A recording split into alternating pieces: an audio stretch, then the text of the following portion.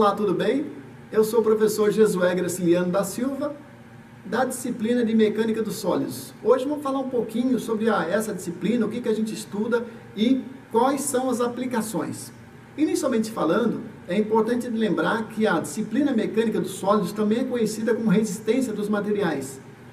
Aqui, na Engenharia de Telecomunicações, nós conhecemos por MECSOL, ou Mecânica dos Sólidos. Para você estudar mecânica do sólido, é recomendado que você tenha algum conhecimento da disciplina de estática ou de física básica. A disciplina de mecânica do sólido, ela estuda o comportamento dos sólidos, obviamente sujeito à força, à aplicação de carregamentos.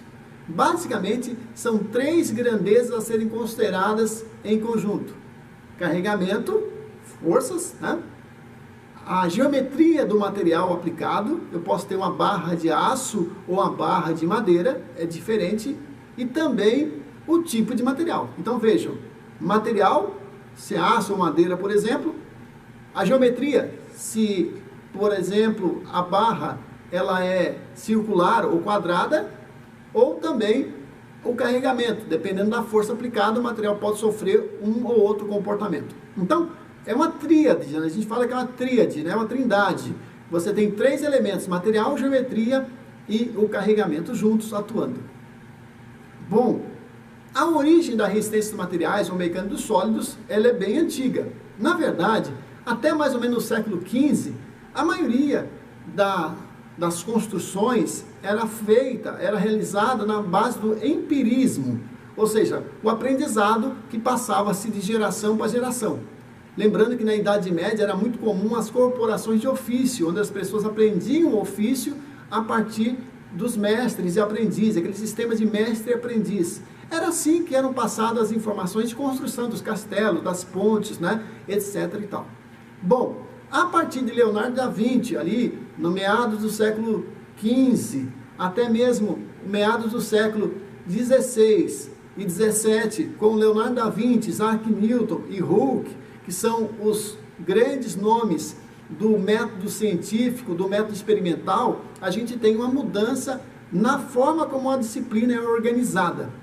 E aí, alia-se a isso também a própria Revolução Industrial, que começou ali mais fortemente na Inglaterra no século XVIII, com a construção das ferrovias, das máquinas a vapor, dos trens, dos navios. Foi necessário uma indústria do aço, uma indústria da produção da metalurgia de forma mais avançada em grande escala. Isso tem como consequência o aperfeiçoamento, o estudo da resistência dos materiais. A gente sabe que tem aços que são mais flexíveis e aços menos flexíveis. E a gente tem hoje uma infinidade de materiais à disposição da engenharia para todas as áreas do conhecimento. Então vejam que antes de 1500, 1600, antes de Leonardo da Vinci, antes de Galileu Galilei, tem que lembrar que a humanidade já produzia obras fascinantes, como grandes igrejas, grandes construções, que demoravam às vezes 80, 100 anos para ser construída.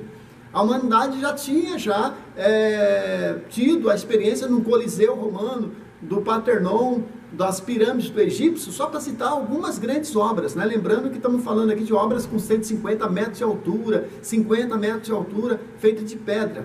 É interessante pensar, né, numa pirâmide, por exemplo, de 150 metros por 140 metros de lado, e você pensar qual o volume dessa pirâmide, e mais ainda, quantas pedras foram necessárias para essa construção, e que tipo de pedra, que tipo de logística. Então veja que esses povos já faziam construções grandiosas antes mesmo de ter conhecimento científico, do método científico para fazer isso. E isso é que torna essas construções mais grandiosas, mais fantásticas.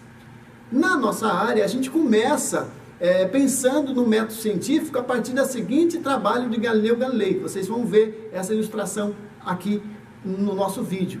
O Galileu, ele engastava algumas barras, algumas toras de madeira na parede de pedra, aplicava carregamentos diferentes e avaliava o efeito do carregamento na curvatura dessas vigas engastadas. Dessa forma, ele estabeleceu algumas ideias fundamentais do método científico, ou seja, que dependendo da geometria eu posso resistir a mais ou menos forças, menos carregamentos. Dependendo do material, eu posso ter mais ou menos flexibilidade, mais ou menos resistência. Essa é a base. Geometria, carregamento e material. A trindade que eu falei para vocês. Dando continuidade, o Hooke, ele criou a lei da mola, né? A lei da elasticidade. Ele desenvolveu uma base científica da resistência dos materiais. A partir da curva de tensão versus deformação, que ele instituiu ali no século XVII, a gente tem uma região elástica dos materiais. Uma região elástica significa que o material sujeito a uma tensão, ele pode se deformar até certo ponto. A partir de certo ponto, o material se torna, ele pode se romper. Então, na região elástica, significa que uma vez cessada a aplicação da força, a deformação, ela cessa, assim como é uma mola. O Hooke também criou, então, essa lei que relaciona a tensão com a deformação. E aí surgiu um componente interessante, que é um módulo de elasticidade do material. Cada material tem um módulo de elasticidade. Por exemplo, o aço tem módulo de elasticidade da ordem de 200 gigapascals, enquanto que o concreto da ordem de 20 gigapascals. Só para você ter uma ideia de ordem de grandeza. Material elástico, que ele pode se deformar. Material pouco elástico, o concreto, por exemplo, que não pode, por exemplo, ser tracionado. Ele é bom para compressão. Ok, dito isso, é o seguinte. Essa é a nossa história, começou dali. A partir de 1800, aí vários outros cientistas trouxeram informações para a nossa área de conhecimento. Mas vamos voltar aqui a esse básico, né? O básico começa o seguinte: antes de falar em resistência materiais, nós temos que entender melhor um pouco sobre geometria e sobre carregamentos. Então a gente vai começar bem de baixo, revisando mecânica vetorial. Temos que saber bem o que é um vetor, o que é um momento vetorial, como é que faz a soma de vetores. Porque, via de regras, muitas das construções dependem de forças aplicadas em pontos específicos. Então, tem que saber qual é o comportamento, qual é o resultado dessa força aplicada em determinado componente, por exemplo. Às vezes eu posso provocar um momento numa viga e isso leva ao colapso. Às vezes eu posso aplicar uma força que ela é muito maior do que o material pode resistir. Então, isso leva também a uma ruptura. Então, a gente precisa entender de que forma o ponto de aplicação de uma força pode ou não decorrer em termos de tensões dentro do material.